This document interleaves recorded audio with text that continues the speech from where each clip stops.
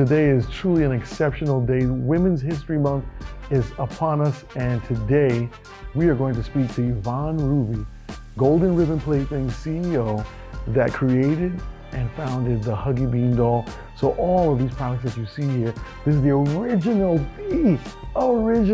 17-inch doll. I remember this as a kid because I was there, of course, as a young person, as these were being manufactured, produced by the thousands, sold in Toys R Us, Walmart, Kmart, Target, and so many others. But most importantly, our Black independent retailers carried tons of these products and every single product line extension. So today's interview is going to be exceptionally interesting and just engaging, going back, and then now 30 years in the making, this interview, to be here with her, my mother, Yvonne Rubie, and the Huggy Bean doll.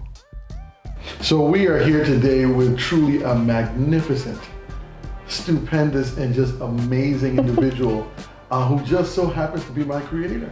So I am Osei Rubie of National Standard Abstract, and this is the father and son title insurance, Black-owned company that we just closed over $2 billion.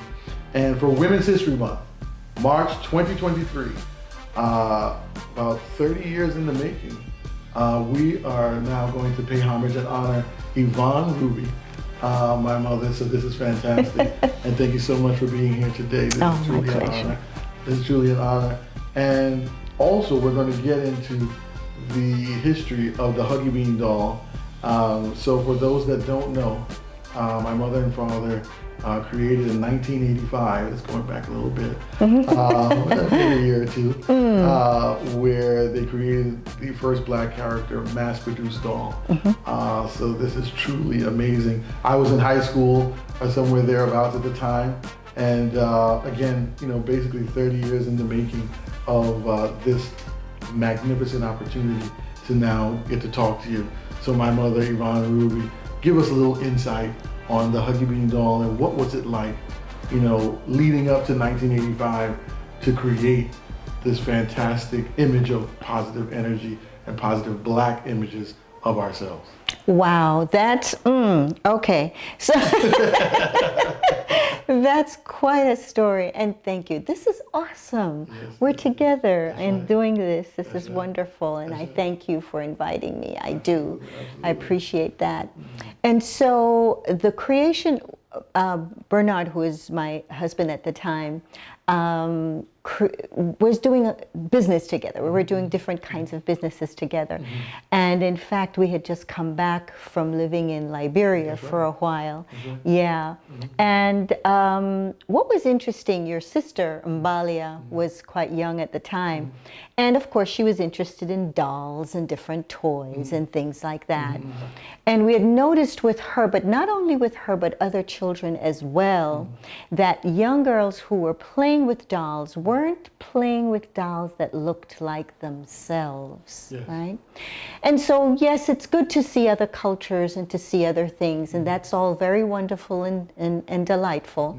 But what's most important and grounding is to see yourself in those things that you play with, right?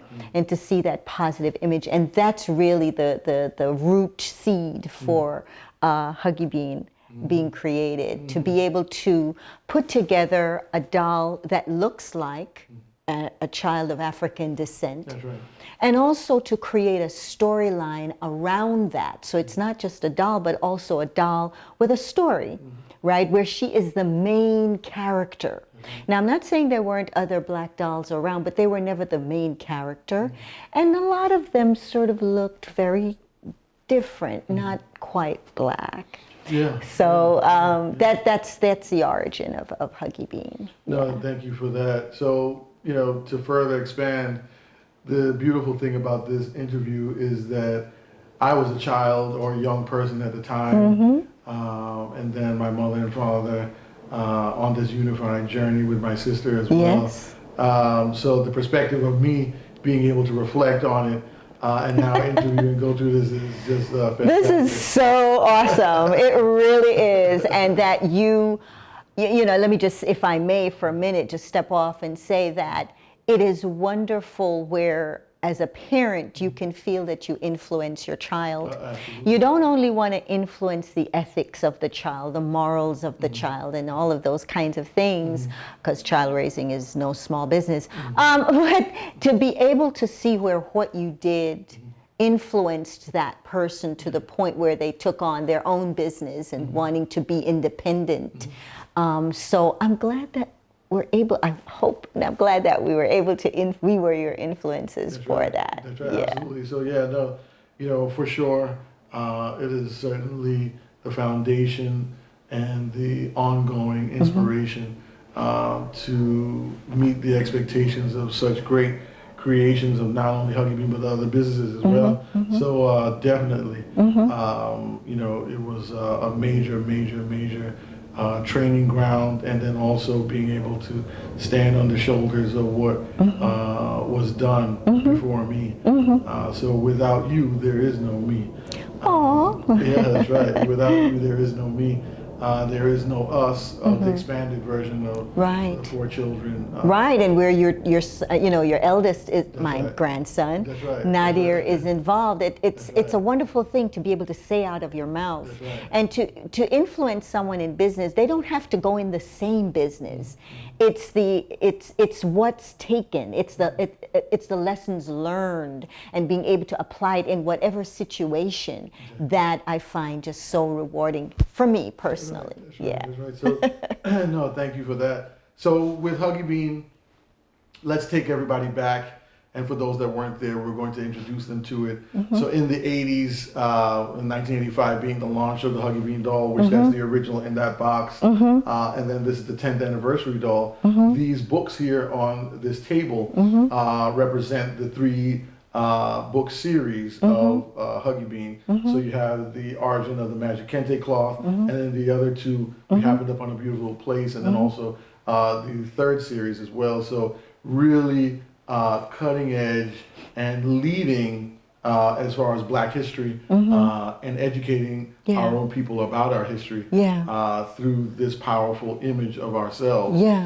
You know, that time frame, without coincidence, it was designed in such a way that that time frame was also when pop culture and rap culture also reflected as well our history. So you had so many at that time of consciousness that were using rap as a platform by which to then share more consciousness of ourselves. Then taking it a step further, the infectiousness of that then carried on to so many shows, you know, A Different World and so many others that existed at the time. So talk to our viewers about that time period and what it felt like for you as the creator, and you know who everybody saw at that time when they thought of Huggy Bean. What was that like when the launch, number 1, took place, and then number 2, the reception of people seeing themselves for the first time with such massive emphasis? Yeah.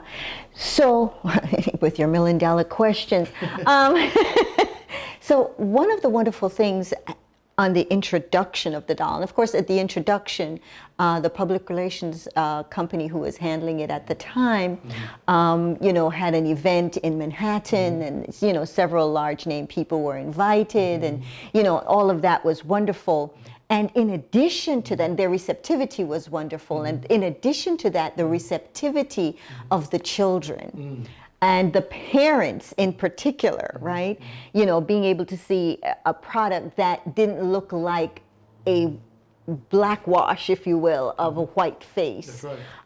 It was different. And so that's something that they felt really good about. Now, as you said, the history behind that, the Black activist movement, you know, that was taking place way before that, and then still expanding and exploding on the scene, and being able to be a part of that in a positive way. And so I'm glad that we weren't afraid of moving and doing and adding. And so the storybooks was really a wonderful addition to that as an example, because not only did you create a space, Huggy Bean is from the chocolate forest. And so it's a place, it's this imaginary place that all children could see themselves in, with Papa Oak that they could speak with, you know, this elder and so on. And it was just a beautiful space. And in addition to that, the books were created well, I shouldn't say not just storylines, but in addition to being stories, there's history in it. Like actual real history. So Huggy Bean and the Origins of the Magical Kente Cloth speaks to the origins of Kente Cloth, and her being able to go back in time and to see, you know, go to Ghana and to see the place where it was created and things of that nature.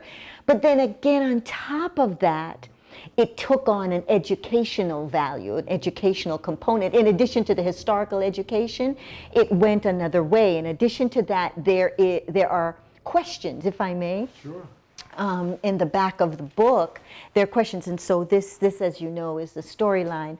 And in the back of the book, there are stories. There are questions, excuse me, that are asked of the children. In this one, there are 21 questions. That's right. Exactly. Exactly. And so the child should be able to answer the questions based on the story that they just read. So attention is needed. It's an educational piece. And then what? There is more. There is a glossary that speaks to, well, what does, you know, armlet mean? What is asante? What is clan? What is kappa? What is design? A glossary of words so that the child is not just hearing the thing, but also having several pages of what those glossary words and what that means. And then there is a map of Africa as well to be able to place the country. So it's a full-on book that took advantage of all the right things that were needed at that time. It spoke to being in that magical place, as I said before, and being able to learn about Kente Cloth and just being magical and understanding the story in its fullness. So we wanted to share history as much as possible in a digestible way with the children. So at that time, we had the opportunity to share and to do as much as we could with these toys, with these dolls. There was a line of clothing for children as well that took place. There was the Huggy Bean lunchbox that took place. There were the culture kids. You remember the culture kids? Of course, the 12-inch culture What? kid. The 12-inch doll. And so the 12-inch doll, the culture kid was basically around the idea of Kwanzaa. And again, that celebration, that's something that Malana Karenga had introduced. And so we wanted to be able to push that and to promote it and to be able to have children engaged in it. And so a sample of a wooden kanara was in the box with it. And, we went full in.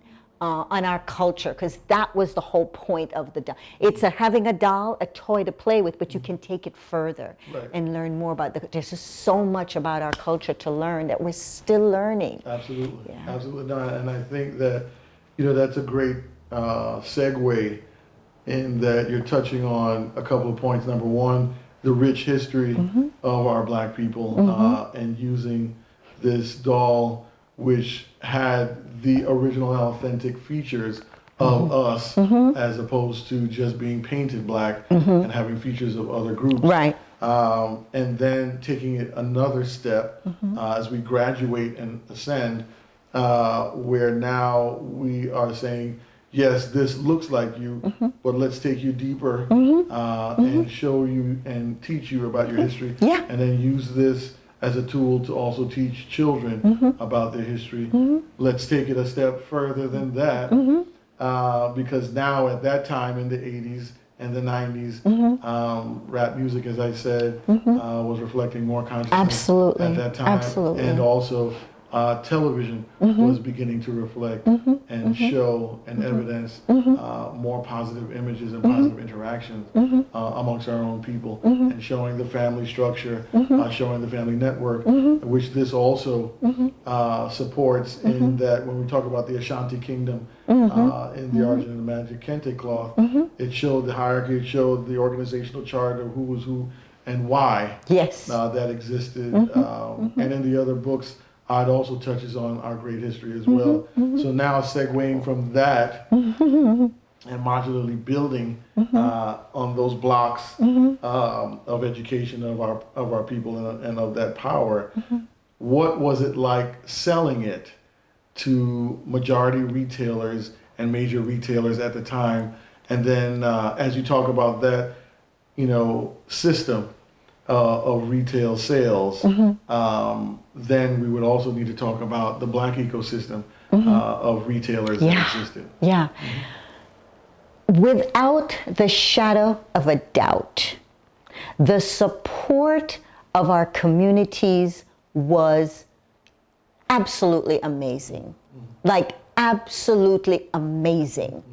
You could sell to Toys R Us, you could sell to Walmart, you could sell to these, but if the community was not engaged with you, if you did not engage with the community, and so the community, our African people of Africa, they supported what we were doing.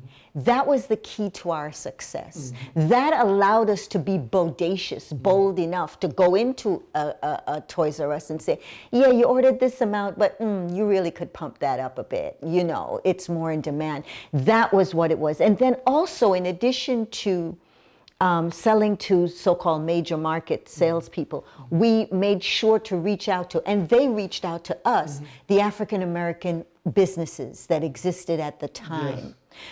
They were primarily bookstores, and it didn't matter. They were so into having this product and having it in their stores and really promoting it. I am so grateful, so godly grateful for the support that we received. It was absolutely off the charts. There was no question. Of course, back then we didn't have social media and all this other stuff, to promote it on. This was word of mouth primarily, and whenever we did public relations efforts. But people were totally behind the product.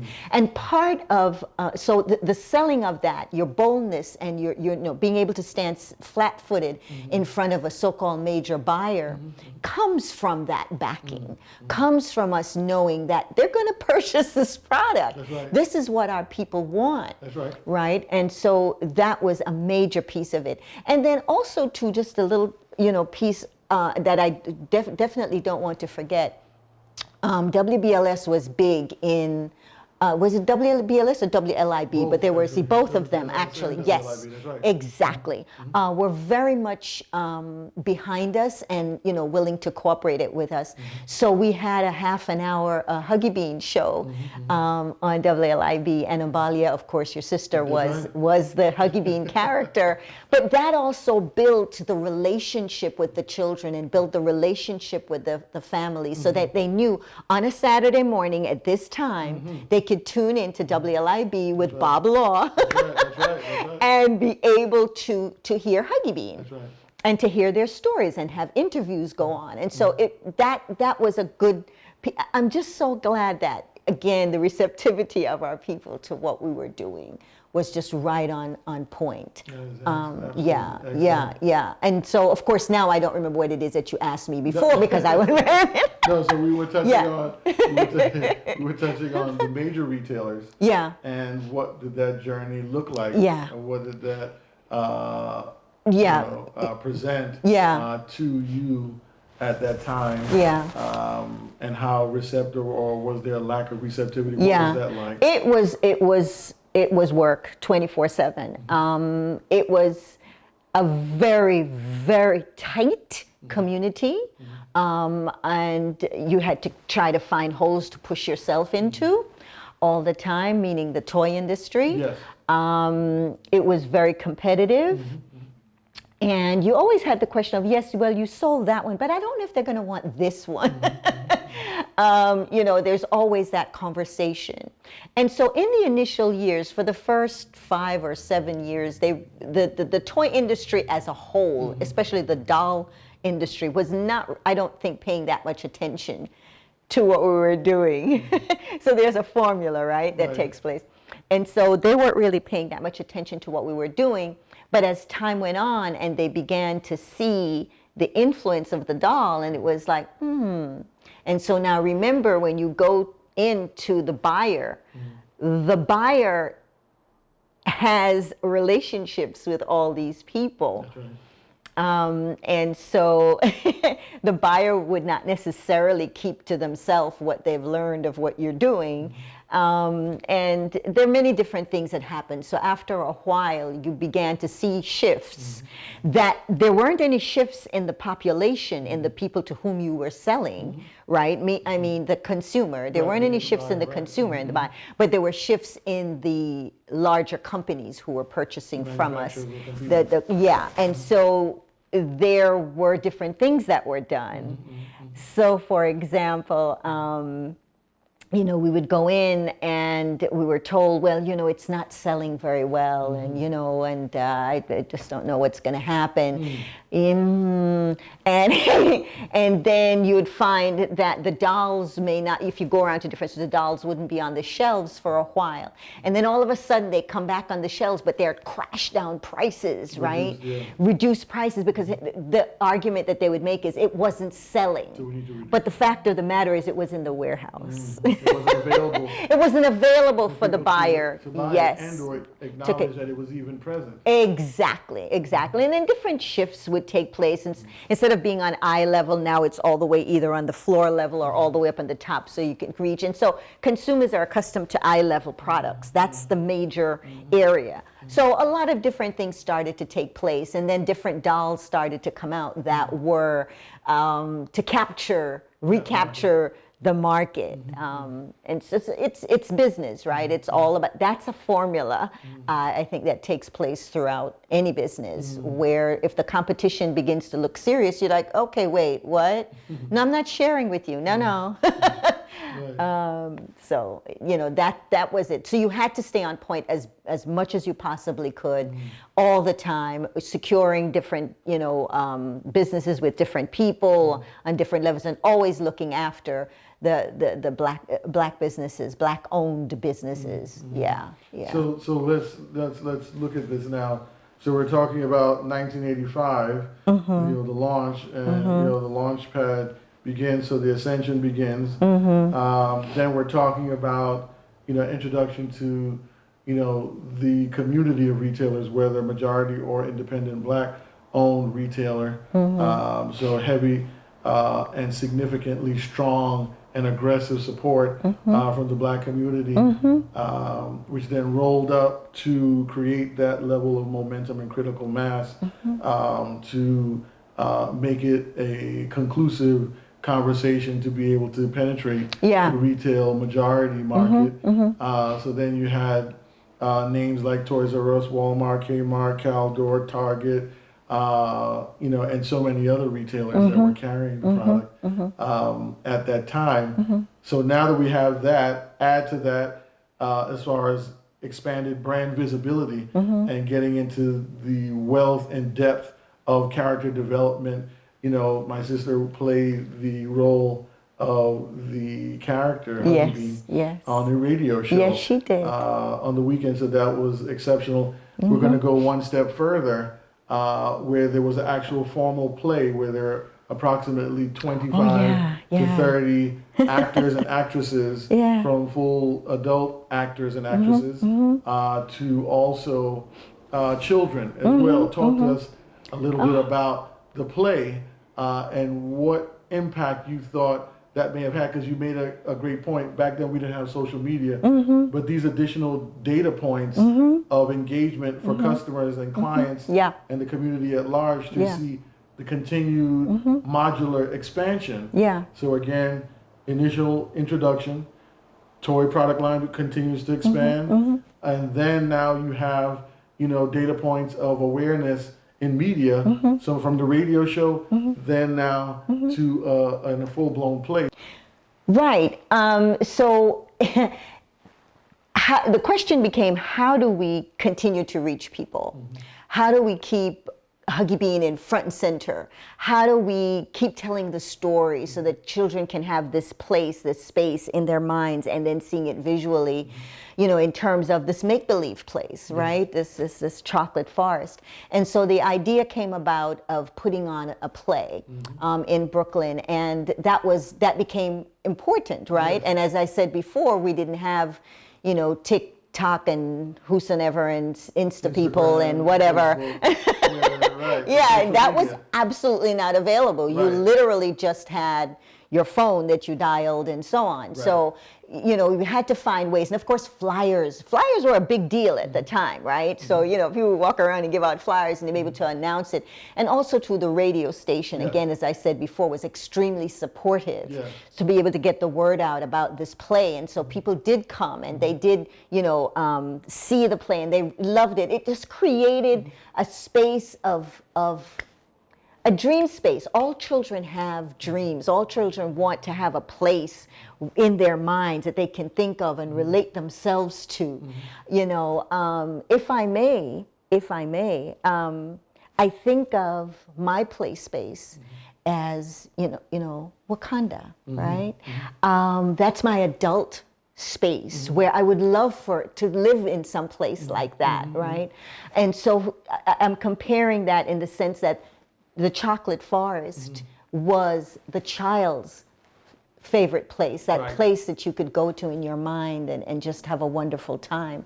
And that's what we do now, right? With that particular movie, which was just awesome. So yes, it created, that was yet another venue, another way to promote the product, but also to, as I said before, to continue to create that space of make-believe that not only was make-believe, but actually had real history attached to it. And that was a learning space for children. No, that's a great point. So to summarize that with the analysis of the chocolate forest for Huggy Bean, where Papa Oak, who was the elder, again part of our African history, and the family circle of it takes a village to raise a child, and having that elder that she can refer to, speak to, share ideas, we can get consultation and wisdom. And having all of the Chocolate Forest characters, which was very elaborate, and expanded into the Hispanic market as well. Now using that and saying the current day analysis and closest analogy would be to Wakanda with the Black Panther, and I think that's a fantastic analysis in that. That was a place and is a place of power. It is our place. Absolutely, and within the continent. That does exist, as far as the continent being something that exists and having this place. So similarly, we need that space of Black joy. Right, exactly. Being in the continent with history that does exist, and then creating this story. So I think that's excellent. So one of the things that really resonates with our people, and when thinking about our conversation now, is the importance of constantly being in a state of awareness and education of ourselves and our own people. Talk to us about that and the state of awareness that this created, and now that we're talking about it, several decades later, the necessity of awareness of our people, awareness of our greatness, awareness of our excellence, our creations, and our dynamic milestones. This being one of those milestones. So talk to us about that. It's always going to be important that we continue to learn about our vast history and cultures. A vast amount of history and culture that we have yet to learn. And I desire that we go boldly in that direction and that we do it with joy, the learning with joy. Yes, we understand the cruelty, the horrificness that has happened to us. We can't forget that. At the same time, taking joy in finding out all that we possibly can. It is a continuous journey, being able to do that. And as we find out, not only are we learning about the history, and it's not just history in and of itself, but the lessons that we can learn from that, and what it can teach us to continue to be the amazing people that we already are. right? So I think that that's extremely important. I just do also want to add that I'm very proud of both of my children, both you and your sister Umbalia. I love all that you have accomplished. I love the people who you are. And I encourage you also to continue to learn more about your history as much as you can. There's in the learning, the lessons that are embedded are just ostentatious.